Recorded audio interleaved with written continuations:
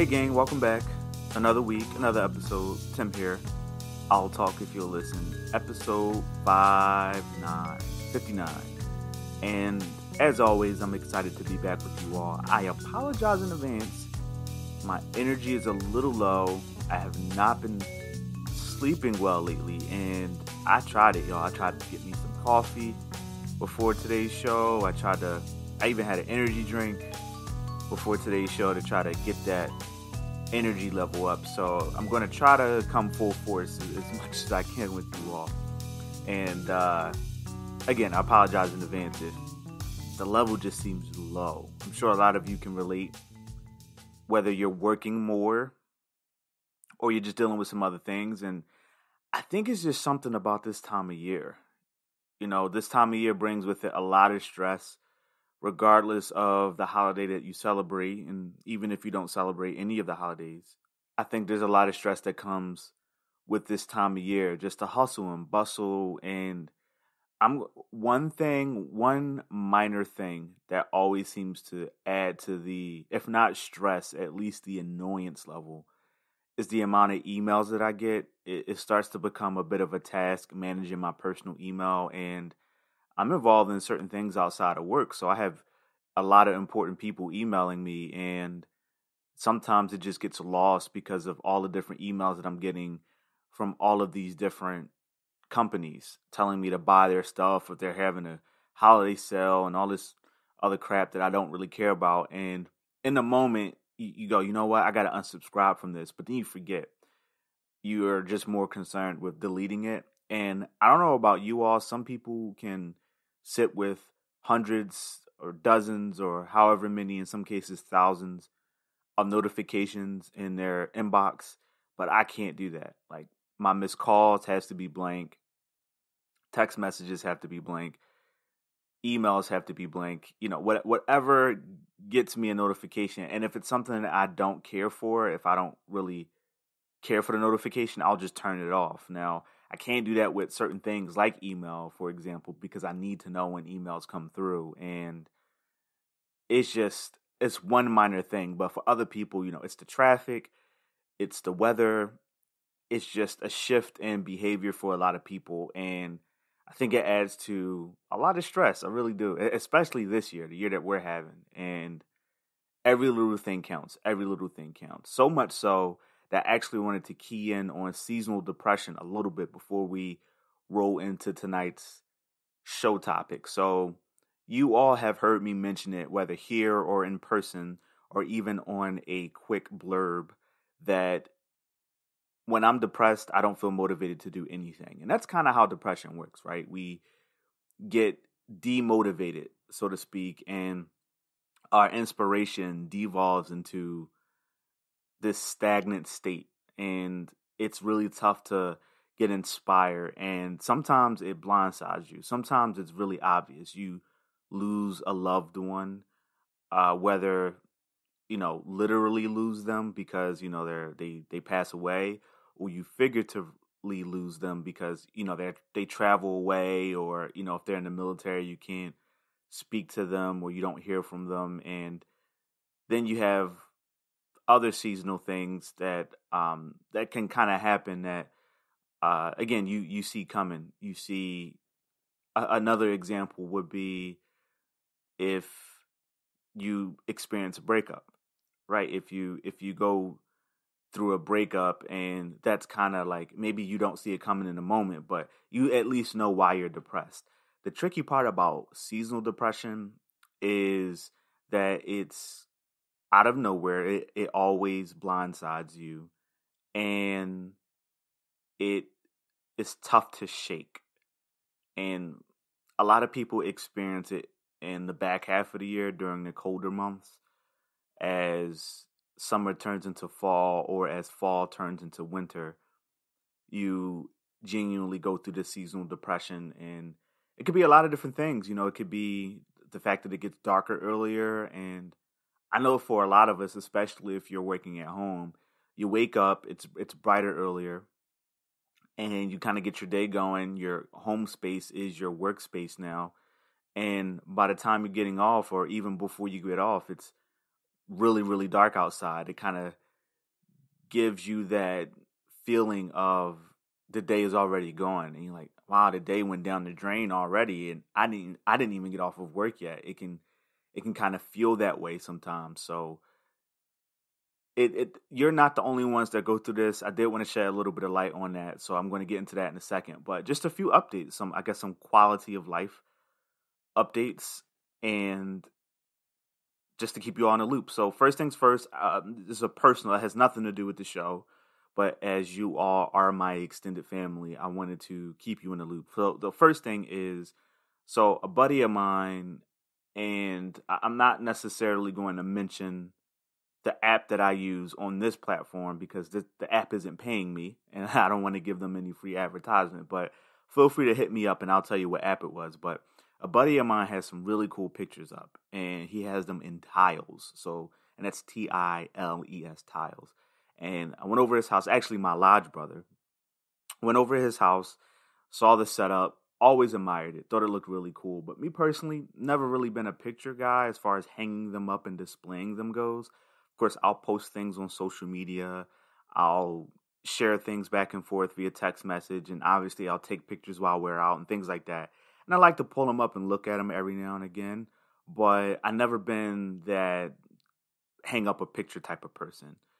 And seeing my lodge brother's setup was kind of encouraging. And I said, you know what? I'm home more often. I got the office. Obviously, I'm still getting it to where I want it to be. And I want to personalize it a little bit more. Of course, they're white walls, so blank space and empty space, extra space, whatever you want to call it, always seems to stick out more than if the walls were a different color. And, there aren't frames and things on the wall, and there's nothing on the wall in certain areas. So it's really, really empty. And I just want to liven up the space a little bit. So I said, you know what?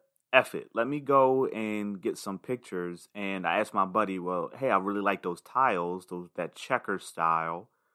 Where did you get those from? So he tells me. I go on there, and it's really inexpensive, and I decided to get 6 photos, just 6. So I go and get 6 photos. I like to think I picked some really good photos, and I hung them up, and they're really, really nice. These are photos that have already been on social media, so I don't mind sharing them. So keep an eye out to my social media. I just might put it up just to show everybody the setup. And it's only 6 photos right now, and it's a moderate space, but a small space that it's occupying. But I'm definitely going to expand it. I would probably go all the way close to where the door meets the wall, and I'm looking forward to how it'll look. And it looks really, really nice right now with only 6 photos. So I think it's really important to personalize the space that you're living in. And kind of just to go off on a tangent here, because hey, I'll talk if you'll listen, right? My old place, it was a place that I lived, but I didn't really consider it home. The only time I really felt at home was in the kitchen, because there were a lot of things in the kitchen that I added to it. There was a kitchen island. There was, a few other things that I added, spice rack, all these different things that I added, and I felt at home in the kitchen. But every other place in the apartment didn't really feel at home. A lot of the stuff that I had, since it was my first place in a really long time, was hand-me-down stuff. It was, secondhand furniture and different things like that. And not that there's anything wrong with that. It's just subconsciously you don't realize it, but in your mind, it doesn't feel like yours. So I had a couch that a buddy gave me. We were roommates, and we were both going our separate ways. He didn't want the couch, so he let me have it. And I said, hey, that's one less thing I got to buy. So, and furniture can be pretty expensive. And at the time, I wasn't really managing my money as well as I am now. So I didn't have anything saved up to buy, good quality furniture. So I said, hey, I'll take it. I'll take any shortcuts that I can. There were also some other areas, same thing with the TV, entertainment stand, and dressers. Almost all of the furniture in my old place was given to me, or it was purchased secondhand. And it wasn't purchased because I wanted it. It was purchased because I needed it. The kitchen, on the other hand, everything in the kitchen, for the most part, I purchased because I wanted it. I went, oh, that looks nice. Oh, this looks good. The kitchen island I got from IKEA, and I put that together myself. So there was a lot of ownership there. So in my last place, I didn't really put a lot of effort into personalization. There were some exceptions to that, but overall, no. So it didn't really feel like a home. And I was there for 5 years, 5.5 years, and it didn't really feel like a home. It just felt like I lived there. It just felt like, I had that sense of security that I had a roof over my head, and it felt great knowing that I had a place to come home to, and it was mine. I lived alone. It was mine. I could bring family and friends over anytime I wanted to. At the time, I was single, so I could bring, women over anytime I wanted to. When me and my buddies went out and had a long night out in the city, they had a place to crash at. I didn't have to worry about letting anyone know. So there was a lot of convenience and a lot of practicality that came with, having your own place. So all of those intangibles came along with it. But one key intangible that was missing was it did not feel like a home. And although I did choose it out of my other options, it was more so I was on crunch time. My roommate at the time was moving out, and I think it was like 2 months when he told me. So in my mind, okay, I got 60 days. And by this point, we had already let the landlords know. And I knew I was moving. I couldn't afford to stay there by myself. And I'm like, okay, I got 60 days to find a place. So although out of the different options, I want to say there was 5 total, I chose that place. It was the one out of the 5 that I felt the most comfortable with. You could argue that I kind of had that fire lit underneath me, and that sense of urgency was there because I knew I had a timeline. If I had like 6 months to move or a year to move, I felt like I probably would have stuck to the same neighborhood. I was definitely sold on Mount Airy. I love Mount Airy. Always be my second home. I honestly, in a lot of ways, my birthplace as an adult. I mean, as a teenager from ages, 0 to 18. And so as a teenager, as a preteen, as a kid, I lived in Germantown. That's where I was born and raised. But I became an adult in Mount Airy. And I would have definitely chosen Mount Airy, but I probably wouldn't have been as I don't want to say reckless because that's not the right word, but I wouldn't have been as I wouldn't have behaved as hastily, if that's a word, in finding a place. So you could even argue that a part of the reason it didn't feel like home is because I felt like I had to pick it. I felt like I had to go that route. It wasn't something that I could kind of like ease myself into. I remember even going and signing the lease and dropping off the security deposit to the landlord before work. I had called, some coworkers, and I think my district manager at the time, and said, "Hey, I'm going to be late. I'm moving and I'm signing the lease to my new apartment." So I had to hurry up and scramble and do that before work, and then go right back to work. So it was a lot of stuff done in haste. This place, on the other hand, it was more of a collaborative effort. It was a place that I was familiar with, and I was very satisfied in all elements, from the architecture of the place, like how open certain spaces are, the kitchen size, the counter space. Obviously, I wanted a 2-bedroom so I can convert the second room into an office. Shout out to my very close friend Jay Black for that idea.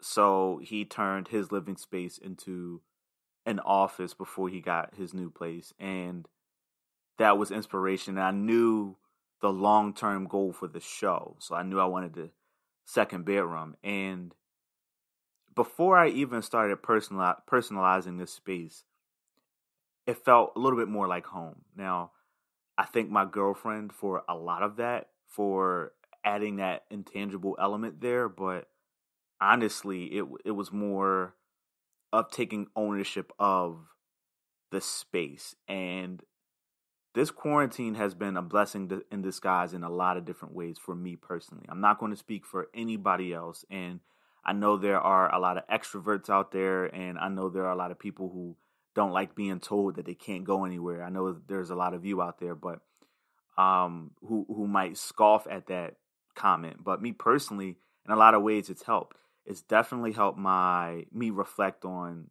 my finances, and I'm very lucky. And not big on the word blessed, but let's just use it for context. I'm very blessed to have a job who allowed me to that allows me to work from home, and I still have a steady source of income. But that thought of I could get laid off tomorrow, I could get laid off next month, that thought still goes through your head. And obviously, when you're one of the power players and you're important and you show your worth and your value, you don't necessarily have anything to worry about when you are a key component to the lifeblood of your particular department and your particular company. But I mean, at the end of the day, I still clock in and clock out like everybody else. I'm still an employee. So technically speaking, I'm still eligible to get laid off. And yeah, I could have got,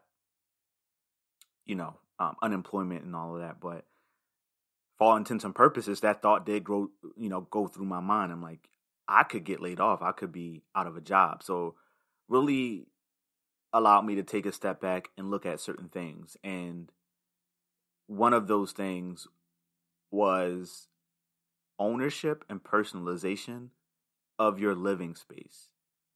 And I can't tell you how many people older than me, we're talking at least, 20 to 30 to 40 years older than me. And their biggest thing is, I like to be comfortable. I mean, even today I was over a frat brother's house and he said to himself, I like to be comfortable. And he had two heaters going in a room, two space heaters going in a room at the same time. There are a lot of people going like, well, I'll just be cold because I'm worried about the bills or the heat or, the energy bill, whatever the case may be. My frat brother was like, I like to be comfortable. And although that's not the first time I heard that, but he's right. You earn the right to be comfortable. If you have a roof over your head that you're paying for, whether you're renting or you're owning, you're paying a mortgage, whatever, you have a right to make that space comfortable. You're going to be living in that space for a good chunk of time. And for those of you like me who are working from home, you're going to be in that space much more often, much more frequently. So I purchased a few different display shelves. I got the pictures up. I reorganized the bookshelf. And I purchased a desk that if you follow me on Instagram and on Twitter, I actually posted the first video just before the show, actually. The first video with the new desk. I have some big plans for the show moving forward, and it involves me having a desk. So I went out and got a desk, and the office is really starting to get to the point of how I envisioned it. And there's a lot more work to do. There's a lot more work to be done, and baby steps, but personalization is so important.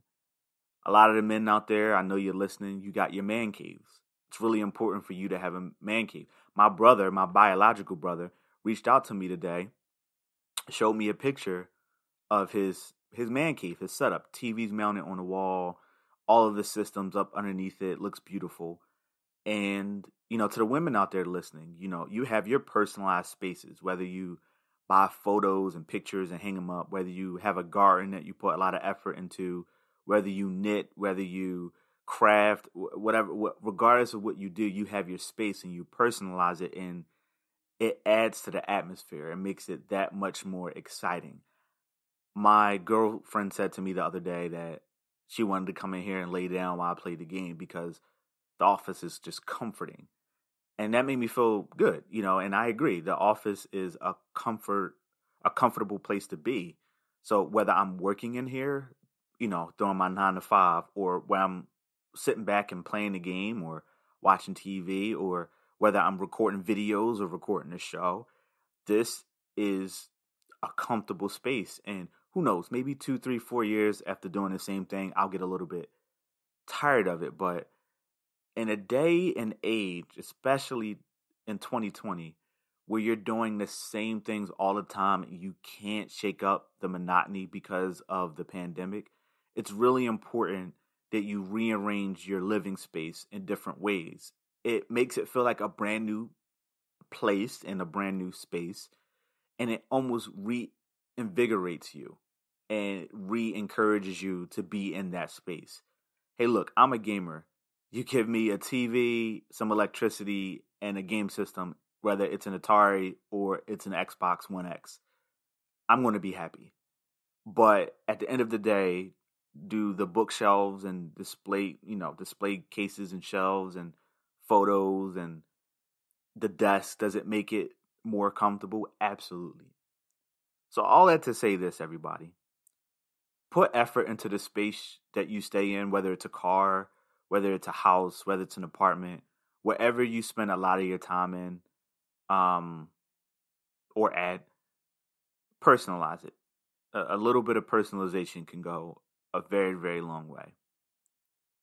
I want to talk a little bit about seasonal depression and something that I came across on the internet. And I want all of you to really sit back and think about this. This is really good stuff.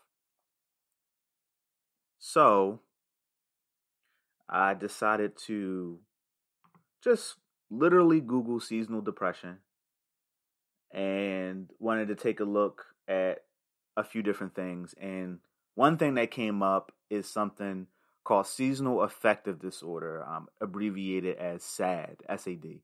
And I remember my roommate, actually the same roommate that I just told y'all about, that he and I, when we were moving out and I moved to Mount Airy, that roommate actually told me about this at first, and it kind of went away, and then it came back up in my research for the day. But yeah, seasonal affective disorder, otherwise known as SAD.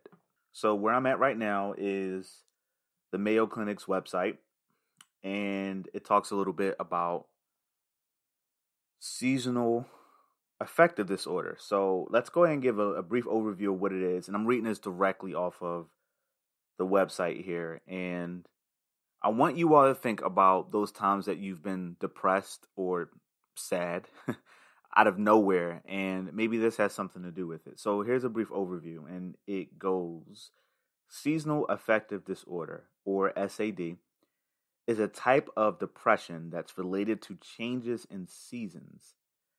SAD begins and ends at about the same times every year. If you're like most people with SAD, your symptoms start in the fall and continue into the winter months, sapping your energy and making you feel moody.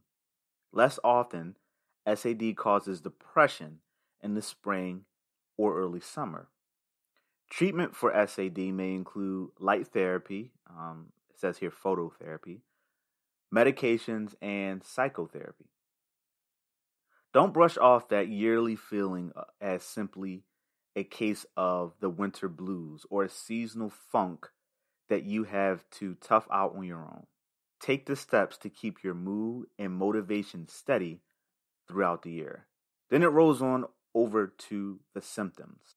In most cases, seasonal affective disorder symptoms appear during the late fall or early winter and go away during the sunnier days of spring and summer. Less commonly, people with opposite patterns have symptoms that begin in spring or summer. In either case, symptoms may start out mild and become more severe as the season progresses. Signs and symptoms of SAD may include feeling depressed most of the day, nearly every day, losing interest in activities you once enjoyed, having low energy, having problems with sleeping, experiencing changes in your appetite or weight, feeling sluggish or agitated, having difficulty concentrating, feeling hopeless, worthless, or guilty, and finally having frequent thoughts of death or suicide. Here's some information specific to fall and winter SAD. Symptoms specific to winter onset SAD, sometimes called winter depression, may include oversleeping, appetite changes, especially a craving for foods high in carbohydrates, weight gain, tiredness, or low energy. Here's some information specific to spring and summer SAD. Symptoms specific to summer onset seasonal affective disorder, sometimes called summer depression, may include trouble sleeping, like insomnia, poor appetite, weight loss, and agitation or anxiety. Seasonal changes in bipolar disorder. In some people with bipolar disorder, spring and summer can bring on symptoms of mania or a less intense form of mania, which is hypomania. And fall and winter can be a time of depression. When to see a doctor. It's normal to have some days when you feel down, but if you feel down for days at a time, you can't get motivated to do activities you normally enjoy, see your doctor. This is especially important if your sleep patterns and appetite have changed. You turn to alcohol for comfort or relaxation, or you feel hopeless or think about suicide. Here are some causes. The specific cause of seasonal affective disorder remains unknown. Some factors that may come into play include your biological clock or your circadian rhythm. The reduced level of sunlight in fall and winter may cause winter onset SAD. This decrease in sunlight may disrupt your body's internal clock and lead to feelings of depression. Serotonin levels. A drop in serotonin, a brain chemical or neurotransmitter that affects mood, might play a role in SAD. Reduced sunlight can cause a drop in serotonin that may trigger depression. And your melatonin levels. The change in season can disrupt the balance of the body's level of melatonin. Am I saying that right? That sounds funny. Melatonin. Which plays a role in sleep patterns and mood. Here are some risk factors. Seasonal affective disorder is diagnosed more often in women than in men. Go figure. Check that out. And SAD occurs more frequently in younger adults than in older adults. Factors that may increase your risk of seasonal affective disorder include family history. People with SAD may be more likely to have blood relatives with SAD or another form of depression. I think it's crazy that depression can be passed down. That's weird to me. That's so weird to me. Having major depression or bipolar disorder. Symptoms of depression may worsen seasonally if you have one of these conditions. And finally, living far from the equator. Wow, really? Living far from the equator? No way. SAD appears to be more common among people who live far north or south of the equator. This may be due to decreased sunlight during the winter and longer days during the summer. Well, go figure. And finally, the end of the article concludes with complications. Take signs and symptoms of seasonal affective disorder seriously. As with other types of depression, SAD can get worse and lead to problems if it's not treated. These can include social withdrawal, school or work problems, substance abuse, other mental health disorders such as anxiety or eating disorders, suicidal thoughts, or behaviors. Treatment can help prevent complications, especially if SAD is diagnosed and treated before symptoms get bad. So, I think the toughest thing about seasonal depression and SAD is that it's tough to distinguish that from you just having a funk. You just being irritable, you not getting enough sleep, you being hungry. And I mean, how many of the guys in relationships out there, you're with a young lady and she's just ticked off and you give her some food and she's fine. Sometimes it's tough to really distinguish what's depression and what's not. And the best and worst thing when it comes to diagnosing things or identifying things at least is the internet. Because me reading this, you can go, oh my God, that's me. I feel like that. I'm oversleeping right now and I'm having trouble with my appetite and yada, yada, yada, yada.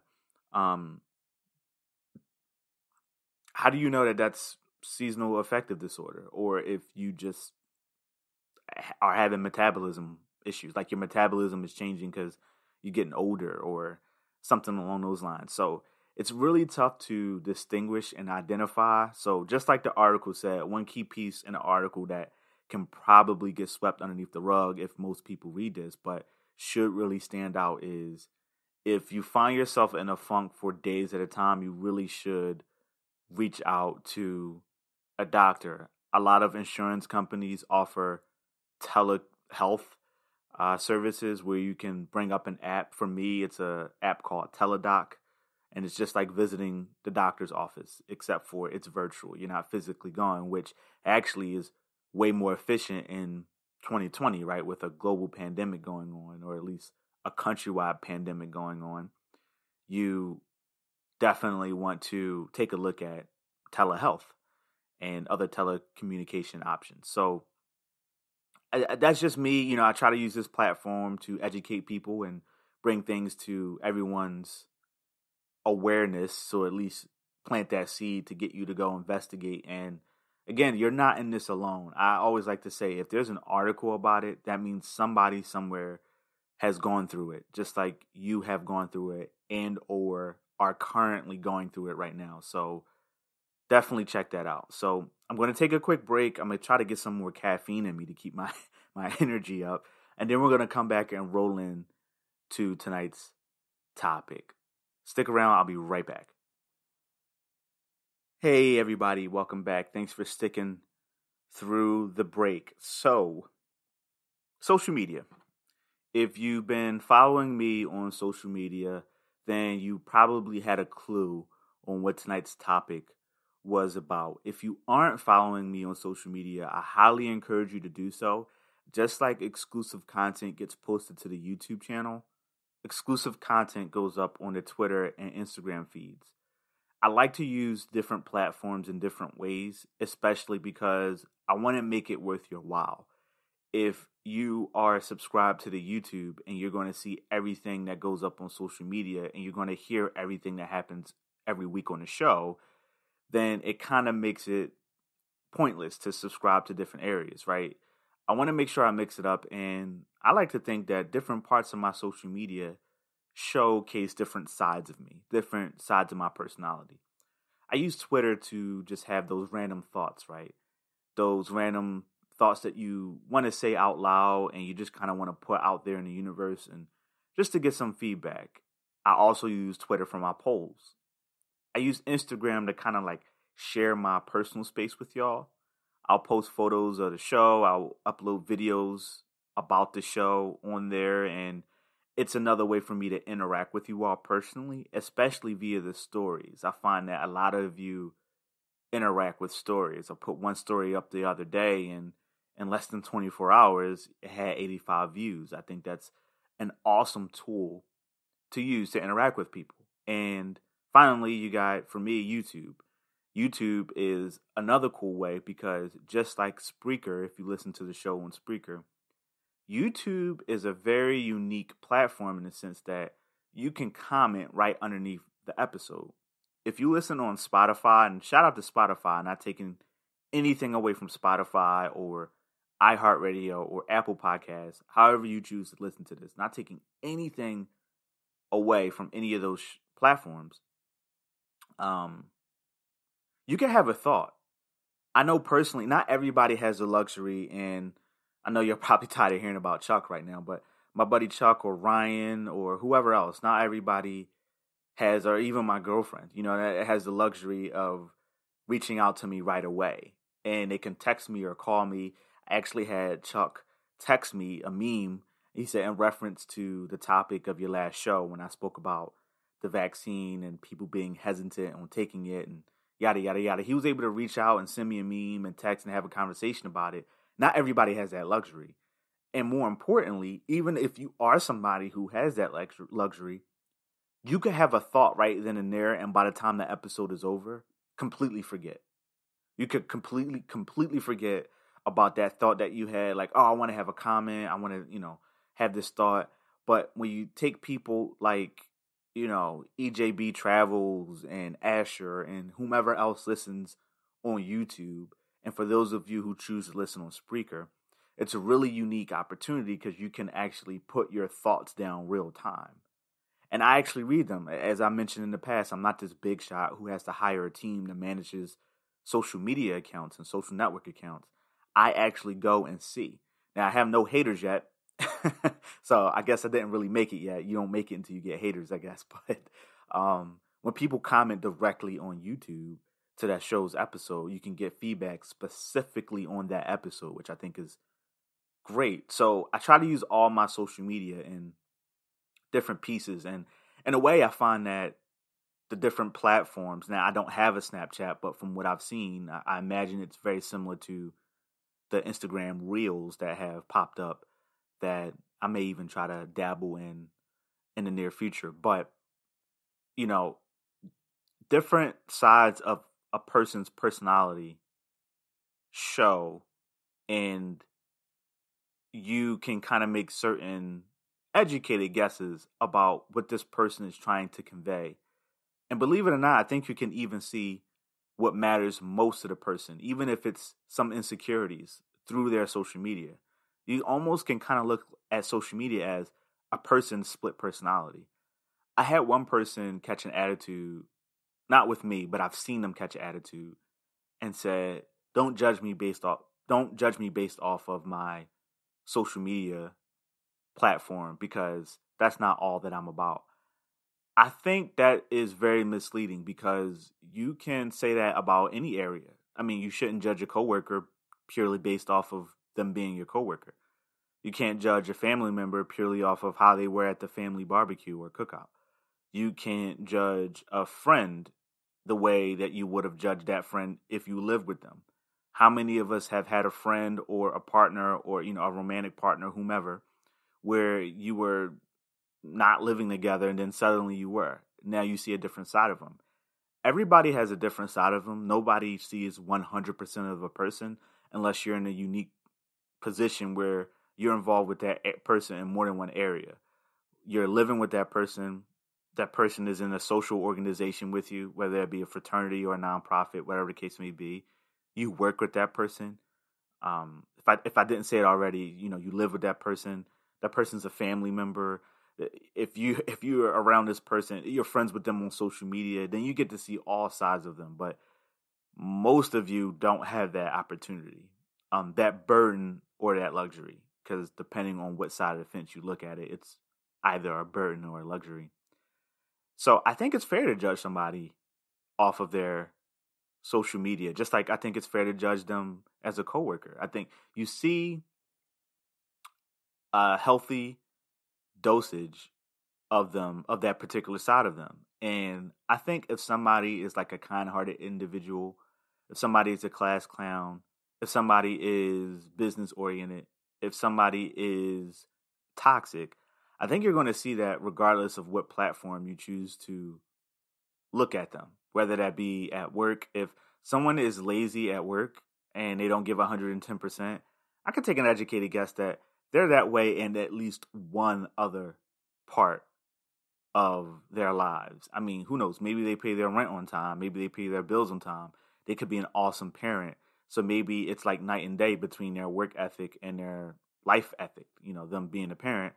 But maybe they're also a sore loser when they play competitive games. You can always, I think it's okay, especially if you get a healthy dosage. There's a young lady that I follow on Twitter, and she's a beautiful young lady. But I'm able to see a lot of insecurity in her because based on the things that she posts. There's another young lady who is very business oriented, and she's a beautiful young lady who takes pride in her work. And I could tell that, this is the type of person I would probably want to work with and or work for, because she cares about her job. And I think those are some safe assumptions that you can make based on the person's social media. Just like you can assume if a person has some areas that they aren't necessarily proud of. I remember having and this is not to judge or put anybody on Front Street, but I remember having a very open discussion with some strangers one time at a social function. And we said one observation that you can tell about people in particular, but mainly women, if they're self-conscious about their body, because you'll only see pictures from like the chest up. You'll never see full body photos of them. You'll never see photos of them at the beach. And then sometimes the opposite is true, where you'll see women, regardless of how their body looks, at the beach, at social functions, videos, see them dancing and laughing and having a good time, and they just don't care. They're just all about the experience. And social media can be very useful, but I think it can be also very toxic and very unproductive.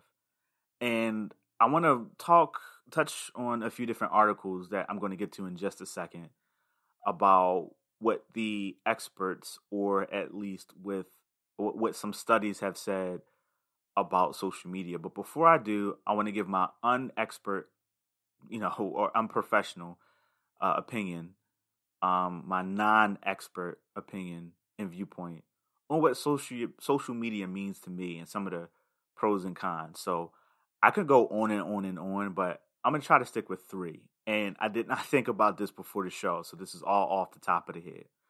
Let's start with cons. I think social media can definitely aid towards depression because in a really weird way, it's constantly pumping a false perception of what it's like to live a normal life, especially with instant access to people who are like 5% of people. Like 95% of people are like me and you. 95% of people live their everyday lives. They hate their job, or they're tolerating their job, or, they're struggling with bills, or they're living just fine, but, they're not rich, or they travel a lot, or they're really into art. A lot of people are like you and me, right? But you got that 5% of people where you have instant access to millionaires and billionaires, athletes, celebrities, musicians, artists. You got so many people you have instant access to that you wouldn't have otherwise seen on a daily basis, and you can become plugged in, and you start to see the life that they're having. Also, people on Facebook, Instagram, Twitter, wherever, YouTube, wherever, Snapchat, again, wherever, are posting only the best parts of their lives, right? No one wants to get on and say, you know what, I'm depressed, I'm not having a great time right now. No one gets on and say, hey, I'm having suicidal thoughts. No one really gets on, and obviously there's always exceptions to the rule. I'm sure you have people out there like that, but in general, you only see the glitz and the glamour, right? So you have those of us who go on and you're constantly seeing that. You're constantly comparing yourself to that, and you go, damn, this person just bought a new car. Why don't I have a car? I'm on a bus, or I'm walking, or I'm riding my bike. Or this person is at the gym all the time. They have a great body. Look at me. I'm a walking pile of, flab. Or, oh, look at this person. They're out traveling. And here I am. I can't even afford to go to Jersey. And, this person's out here traveling and seeing the world. Or this person is a part of a nonprofit organization where they give back to the community. What am I doing? I'm just sitting on my butt buying whatever on Amazon. And, you constantly compare yourself to people. So I think that's the first con of that. It could definitely lead to depression because you're constantly comparing yourself to other people. I think the second con is almost the inverse of that. You're constantly trying to impress other people. You're constantly trying to convince other people on how good your life is and how much of your head is above water. But in reality, you're struggling. So it comes up with this false perception of what your life is really like. And in a really weird way, you start lying to yourself. There is a perception of I have to put only all of this stuff. I know I went on vacation 2, 3, 4, 5, 6 months ago, but I'm still going to post these pictures that I didn't post from way back just to give people the impression that I'm always moving and grooving. And it kind of starts to get to the point where you're showing off, right? And I think the final con is it detaches us from reality. Now, although, and I'll get to the pros in a second, although I disagree with the notion that it makes people less likely to attend social functions, I disagree with that notion. But where I agree with the intent of that notion is I totally agree that when people are dealing with these social interactions, I find that, at least with my peer group, and especially the Generation Z, is they seem to be much less detached. When you're in a social function and you're trying to interact with other people, they're on their phone. And whether they're trying to be on their phone to post to social media so everybody can see what they're doing, or they're just on their phone creeping, looking at other profiles and other accounts, or whether they're just not interested in what's going on. They're in their phones and their own social media, not really even doing anything. And I find that people aren't as often in the moment because of social media. They detach. Now, if you're on a bus ride, you're waiting for the bus, you're in a cab, whatever, you're at a lounge, you're just chilling, you're not really doing anything, I don't see any harm in it. But when you're at a social event and you're supposed to be building relationships and creating memories, but you're so busy worrying about what Drake or what Lady Gaga or what Harry Styles is up to, I think in the moment, if you can't be in the moment, you're so involved in everything that is not going on in front of you. I think it can be really, it can hinder your social development. It really can. You can miss out on some really great moments. Some pros, on the other hand, I think it connects us in ways that were never before possible. One of my closest friends is in Virginia right now in the military, and for me to be able to use social media to interact with him as if he was right next to me, I think is dope. And technology in general, whether that be me playing the game with him online, we're playing Destiny together, or me FaceTiming him or doing a Facebook Live or Instagram Live and he joins, or even if it's something as simple as me texting him. I think because of the stigma of social media that sometimes you'll have older people see me on a bus in my phone and it looks like, look at him, he's in his phone. Well, you don't know. I could be looking at a post that my buddy in Virginia just posted and I'm staying in touch with him. So I think that's huge. Another pro, I think, is being able to network from a business standpoint. This show is proof of that. I've gotten on social media and I promoted the show, but I promoted you all. A lot of you have come onto the show and spoke about your businesses and some of the things that were near and dear to your heart, and you wouldn't have been able to do that without social media. A lot of you don't have my number personally. A lot of you don't know how to get in touch with me outside of social media. So you use social media to create those interactions. And I think that's really, really dope. And lastly, I think it does a good job of capturing memories if you use it the right way. Earlier in the show, at the top of the show, I mentioned those pictures. Some of those pictures I got from Facebook. And now they're on my wall. And now I don't have to go to Facebook to see them. I can look at them on my wall. But Facebook is a digital library for a lot of people, and I think that's so cool. I mean, a lot of us don't have the capacity to keep track of all of these photos, whether it be on your phone due to lack of memory, whether it be you don't have the means to print them out and put them up, whether it be you do have all of the photos physically, but you have no space to keep them. Facebook, Instagram, all these other social media outlets gives you an opportunity to relive memories in a way that maybe have never been possible. Now, don't get me wrong, there's nothing like holding an old photo album in your hands and turning the pages and taking a look and getting that joy of seeing someone smile or seeing a venue or a place that brings back fond memories. But to even get a portion of that on social media, I think is next level. So for all of those who scoff at that 18-year-old, that 20-year-old, that 25-year-old in their phone, you don't know. They could be looking at photos of their newborn niece or nephew. They could be looking at photos of their godchildren. They could be reading an update from a friend who moved halfway across the world and they still feel connected to them.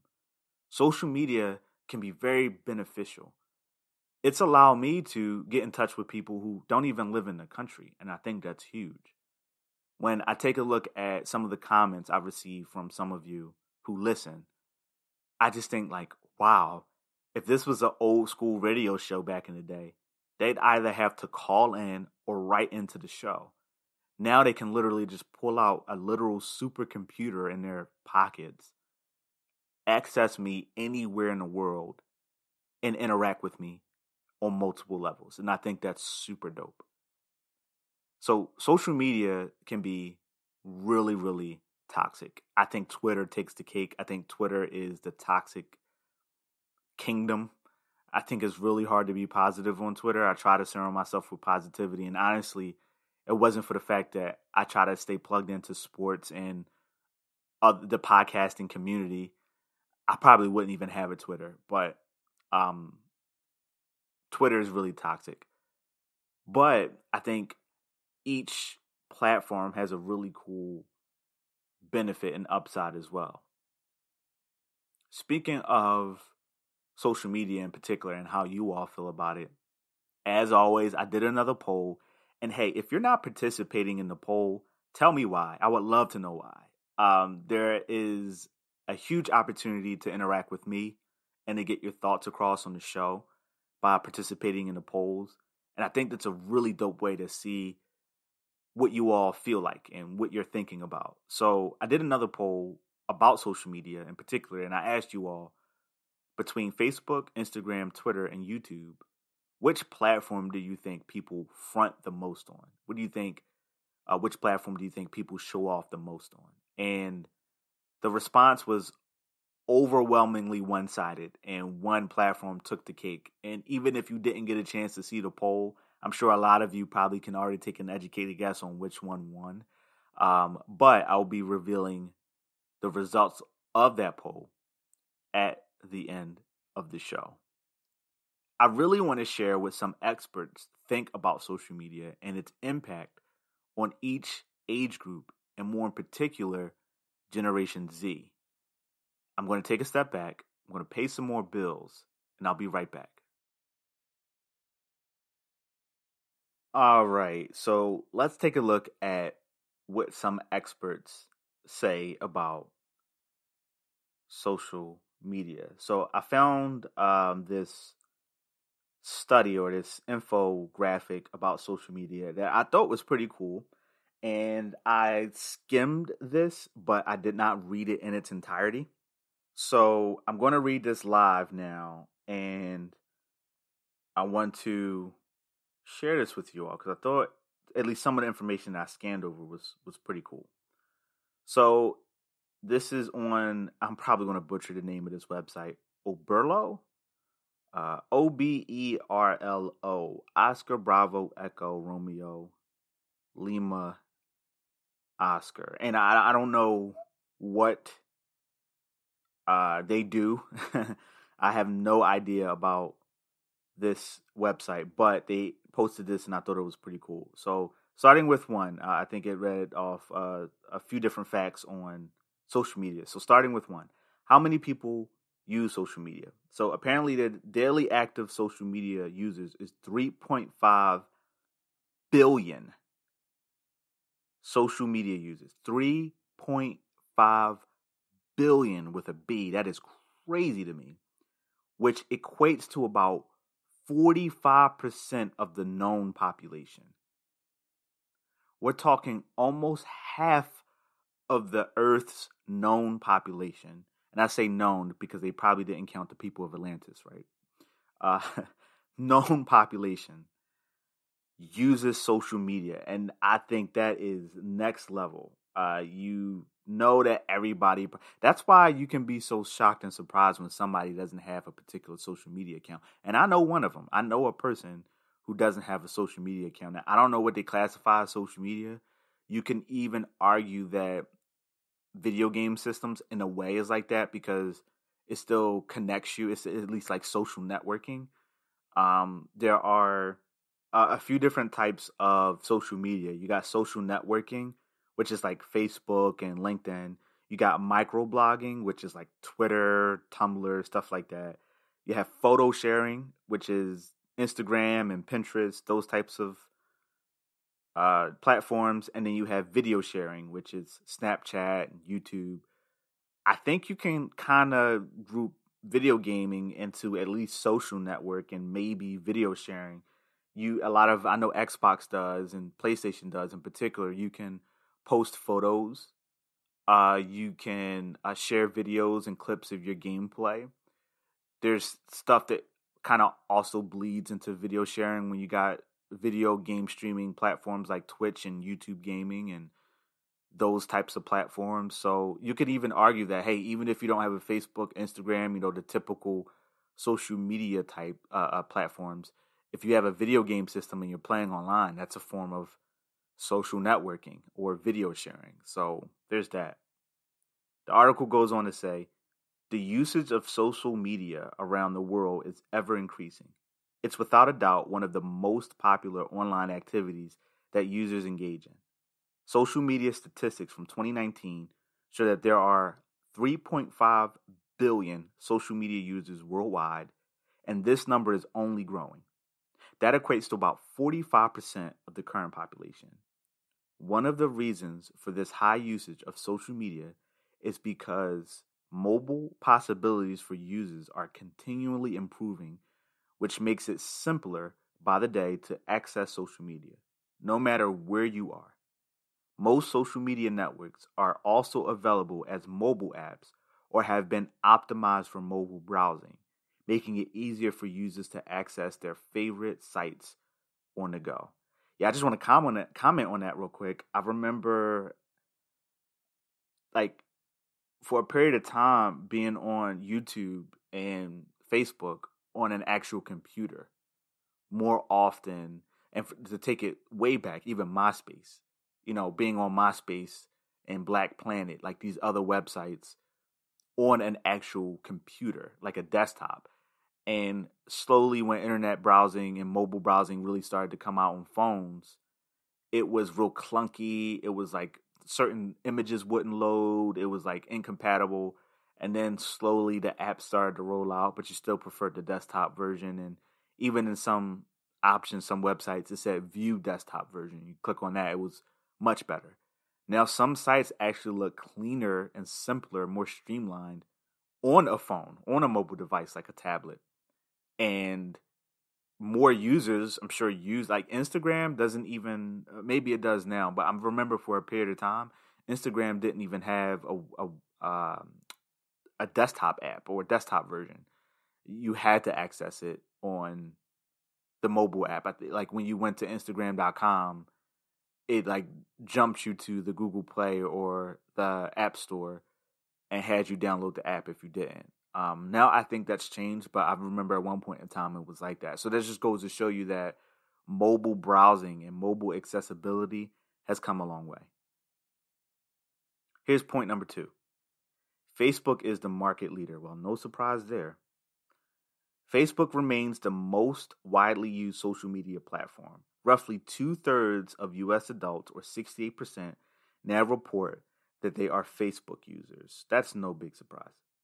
Facebook has been shaping the social media landscape since its launch and is continually evolving to meet its users' needs. With over 2.32 billion active monthly users, Facebook remains the most widely used social media platform. Active users are those that have logged into Facebook during the last 30 days. Roughly 2/3 of U.S. adults, about 68%, now report that they are Facebook users. Interestingly, Facebook was also the first ever social network to surpass the 1 billion active user mark, reaching this milestone in the third quarter of 2012. Geez, imagine what it's like now in 2020. Daily usage by generation. This was interesting to me. No big surprise, but still interesting nonetheless. Social media users by generation. So 90.4% of millennials, or at least the ones that they, surveyed, use social media. 77.5% of Gen Xers, Gen X, they use social media. And 48.2% of baby boomers use social media. And quite honestly, I think baby boomers should have some sort of license or certification renewed every so often if they want to keep their social media platform, because we tired of seeing people super close to the camera. I'm just kidding around here.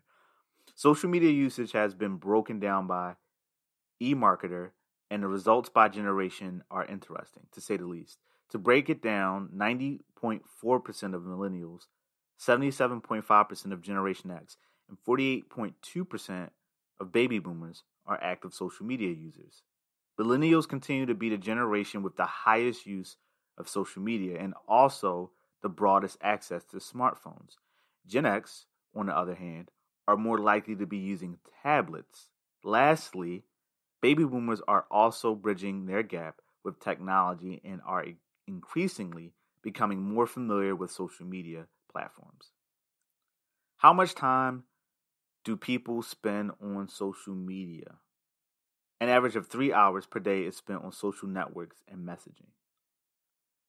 In this day and age, we're all slowly becoming social media addicts. Whether it's scrolling down our bottomless Facebook feeds on the subway or posting the perfect brunch photo on Instagram before eating, social media has become inescapable. This social media statistic uncovers that an average of 3 hours are spent per day per person on social networks and messaging. Social media marketing. The power of social media marketing. 73% of marketers believe social media marketing has been somewhat effective or very effective for their business. Brands are riding the wave of social media marketing. 73% of marketers believe that their efforts through social media marketing have been somewhat effective or very effective for their business. Brands are continuing to include social media in their marketing strategy. No big surprise there. And for all the right reasons, whether it's influencer marketing or story ads, they're trying it all. Social media allows brands to access cost-effective marketing, interact with their audiences, and build brand loyalty. But it's difficult to measure the exact social media impact, as every social media platform measures activity differently. Customers are using social media. Social media is growing in terms of its reach and impact, and this statistic is here to show just that. 54% of social browsers use social media to research products. More buyers are joining social media networks and looking for reviews and recommendations. That's why it's essential to have a prominent online presence on various social media platforms. Yeah, no doubt about that. I know me personally, whenever I see an ad for something and I'm at least curious about it, I go right on over to Google to do more research about it. So that just goes to show you the impact of brands and advertisements on social media. So there's a few more points here, but it looks like a lot of this is like business oriented. So I guess I have a bit of an idea of what this website is used for. But there are a lot of different things. One of the things that jumped out in particular is the 10th point that they make here is 91% of all social media users access social channels via mobile devices. Likewise, almost 80% of total time spent on social media sites occurs on mobile platforms. So I don't think that's a big surprise there that obviously a good chunk of, if not all, almost all of social media users are using it on a mobile device. No surprise there. But it just goes to show you how this thing is crazy. I think the most glaring or most prominent statistic for me that jumped out is 45% of the Earth's population. I wonder if that counts astronauts. 45% of the Earth's population uses social media. I think that's crazy. So there's another article here that focuses on teenagers and their use of social media, and there's a few different studies performed by different professors of psychology, and I found it interesting. The reason I wanted to bring this to everyone's attention is because it talks about exposure to specific things that maybe people wouldn't have otherwise experienced. For example, we spoke earlier in previous episodes about the violence occurring in our country, more specifically the violence occurring towards people of color. And back in the day, the only way to really see that violence was via the news, or you were there in person. And even on the news, it's filtered, it's edited, it's adjusted to be designed to see only a portion of it. Obviously, you have content moderation and some things where legally you're just not able to show. Social media takes that filter away. It constantly puts you on the other end of the looking glass when it comes to violence and all types of things that teenagers probably shouldn't be exposed to, whether that's domestic violence, whether that be sexual violence, and whether that be just gun violence or anything else, police brutality, these things that kids can see. And I don't know about you all. I know when I was a teenager, I didn't really care about the news. If I saw it, it was because my mom or like my grandmom had it on and I was just there in the room. But I never actively went to look at the news. Now teens can just see it. They click on a hashtag. They click on with something that's trending. And the way certain algorithms work, Twitter in particular, is it shows you what you're most likely clicking on or being exposed to or researching. So if you only see, sexual violence, domestic disputes, the algorithm is only going to show you that. So you kind of become entrenched in this constant loop of violence and negativity and toxicity. So it's pretty scary. And I just wanted to read only a portion of this article. This isn't the whole thing. This is only a portion of the article, and it's on APA.org or APA.org, and it's Alpha Papa Alpha.org. And the section in particular is, let me get you the name of the article actually, so that way, it's called Social Media's Growing Impact on Our Lives, and it's by Summer Allen. Oh, that's a nice name. Summer Allen. It wasn't written that long ago. It was written back in September of 2019. So there's a specific area that says, what about teens? And again, it examines social media's impact on teens. And it reads, when it comes to teens, a recent study by Jean, or maybe John, I'm going to butcher your last name, John, Twenge, spelled Twenge, PhD, professor of psychology at San Diego State University, and colleagues found that as a cohort, high school seniors heading into college in 2016 spent an hour less a day engaging in in-person social interaction, such as going to parties, movies, or riding in cars together, compared with high school seniors in the late 1980s. As a group, this decline was associated with increased digital media use. However, at the individual level, more social media use was positively associated with more in-person social interaction. The study also found that adolescents who spent the most time on social media and the least time in face-to-face social interactions reported the most loneliness. Here's his name again. I was hoping his name was only mentioned one time in this article. I'm going to say Twenge. I feel like that's wrong though.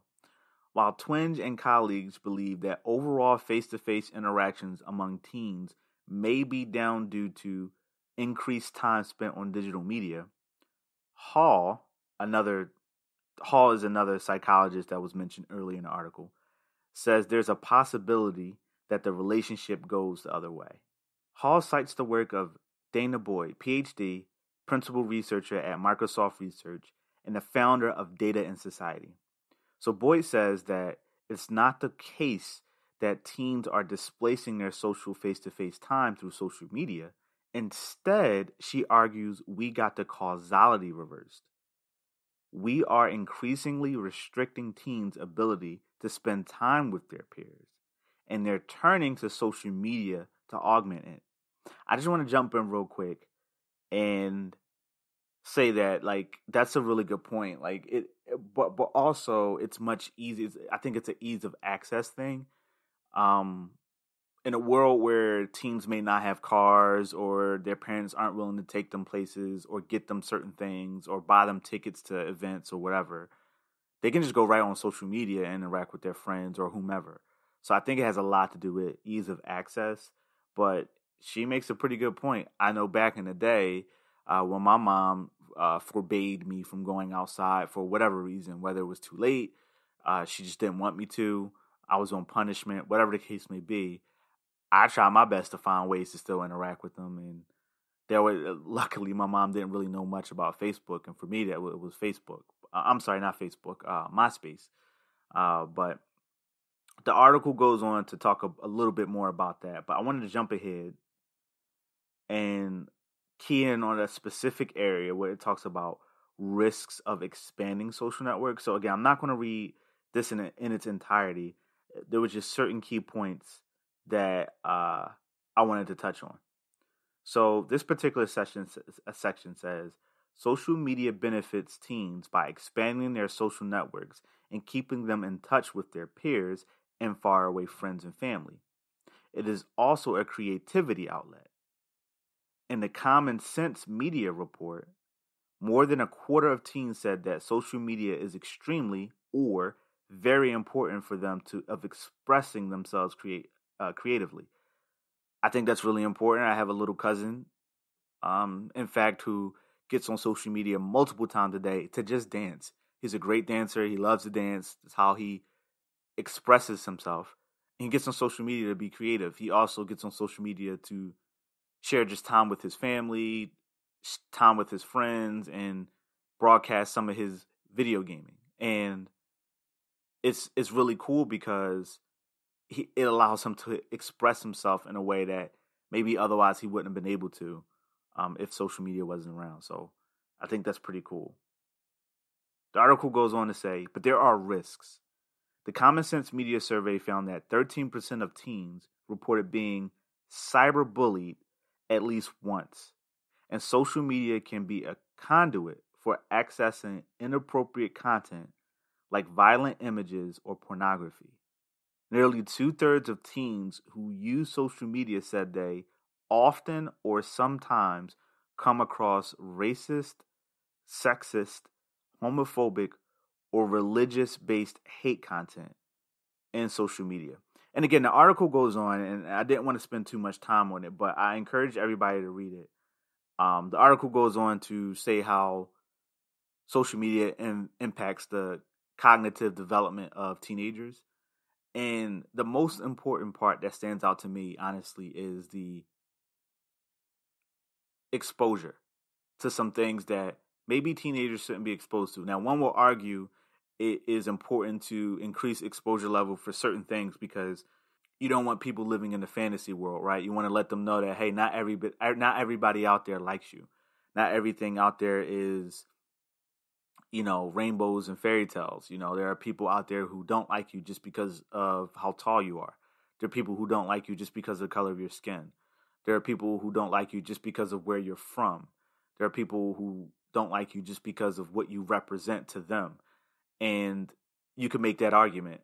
But you could also make the argument that a 13, 14, 15, 16-year-old shouldn't be able to log on into anywhere, let alone online, and see, oral sex, and see violence, and see a white police officer with his knee on the neck of a black man, for an extended period of time. So you can make that argument. You can make either argument, but I found it to be very interesting, a very interesting read regardless. So I encourage you all to go check that article out, and I want you all to say to yourself, what do you use social media for, and how has it impacted you?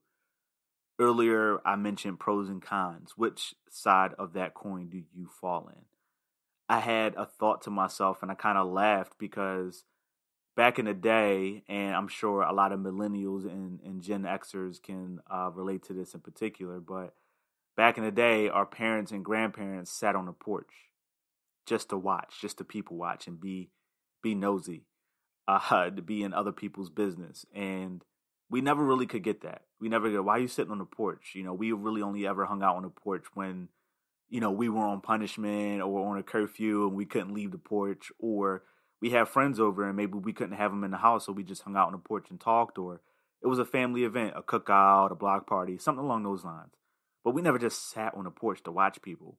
But our version of sitting on the porch is going on the social media and creeping. And that's just not posting any statuses, not posting any videos or photos or commenting or liking. You're just there creeping. You're scrolling. You're looking at comments on other people's posts. You're going to people's page and taking a look at their statuses and their photos. And for some people, they're, watching videos, but they're not liking, they're not commenting, and they're kind of like just creeping. And it's almost kind of like you just want to see what other people are doing. Well, you're sitting on a porch. So I thought that was funny. In a way, creepy, but that's why it's called creeping. But in a way, it's funny. Now, for some people, it's just that social awkwardness, right? You just don't know what to say. For some people, it's not as easy as commenting on someone's video, like, I feel the same way, or here are my thoughts. For other people, it's like, oh, I don't want them to know I saw it, so I don't want to like it. And it's an irrational thought, but, it's a thought that we still have sometimes. And, you got into a falling out with a person, but you're still friends with them on social media, and you two didn't really have in-person interaction since the falling out piece, and you don't want to like their stuff and they don't want to like your stuff, but you still want to stay connected so that way you know what's going on in each other's lives. And again, you're sitting on a porch. So I thought that was pretty interesting. I'm going to take one more small break. I'm going to get the poll results together, and then I'm going to peace out, y'all. So I'll be right back right after this. Hey, everybody, I'm back. And as we wrap this episode up, I just want to go over these poll results. So I asked all of you on Twitter, on Facebook, on Instagram, of the 4 major social media platforms, Twitter, Instagram, Facebook, YouTube, which platform do you think people show off the most on or front the most on? And it was almost unanimous. I had one person say Facebook, but almost everybody said Instagram. And I agree. I think Instagram, especially when you get to see how many likes somebody has and all the hashtags and all the comments and stuff, it's really people showing off the best parts of their lives. And sometimes it's not always in a positive way, like an uplifting way. Sometimes it's just like, look at me, look at me, look at me. And I agree. A lot of us use Instagram to front. And I have some friends who post very wholesome content. Them and their kids, them having fun, them on vacation. And it's just really nice. And you can kind of tell. You can kind of tell when you look at a video or you look at a picture and you see what the person's intent was behind posting it. And you just get that warm feeling when you look at it and you just want to smile and you go, oh, that's nice. Or, oh, that's cool. And it's a nice, wholesome picture. But I'm sure a lot of you can agree, and maybe some of you even fit the description. And hey, if the shoe fits weird, where you're posting stuff just to show off. Hey, look at me, look at me, look at me. And I agree. Instagram, like any other social platform, can be very, very dangerous because it can very easily cross that line or slip into the territory of self-centeredness and arrogance and look at me, look at me, look at me territory. So, yeah, you all apparently agree that Instagram can be very, very dangerous. But that's all I have for the show, everybody. I think this topic was something that I definitely wanted to have a discussion about. I'm glad we got a chance to take a look at some statistics, but keep an eye out on the YouTube channel as I'll be announcing something really, really cool for episode 60. And of course, you can tune into episode 60 when it comes out to find out what that thing is if you don't subscribe on the YouTube. But hey, go and subscribe on the YouTube, y'all. Look, this is the end of the episode. There's nothing else to look forward to. So this is the last thing you'll hear before the outro. So look, go and subscribe to the YouTube. It keeps you involved. It keeps you engaged. And I encourage you, like, hey, I don't want to take you out of your element if you listen to your podcast on Spotify or Apple Podcasts or Google Podcasts, whatever case may be. But I encourage you to go and try Spreaker out. I think it's really cool. The user interface is fun. It gives you really cool options on how to keep track of your podcast, but you get to comment on each episode. So if you're not going to listen on YouTube where you can comment, why not listen on Spreaker where you can comment? I think that's really, really cool, and it also helps me figure out what topics are the most engaging and which topics that you all enjoy. But hey, if you don't want to mix it up and you want to stick to whatever your platform is, at least go subscribe to the YouTube channel and follow me on Instagram and Twitter, as I post a lot of content on those platforms as well that don't find their way on over to the YouTube channel. So I encourage you all to give me a shot, see different sides of me, see the random sporadic thoughts on Twitter, see the interactivity on Instagram, and see the announcements on YouTube. So keep an eye out on the YouTube this week, and the Instagram and the Twitter. Work that into your normal routine as well. Well, that's it, everybody. I hope you enjoy the rest of your day, your night, your evening, whatever time you're listening to this. And as always, I'll keep talking if you'll listen. Take care.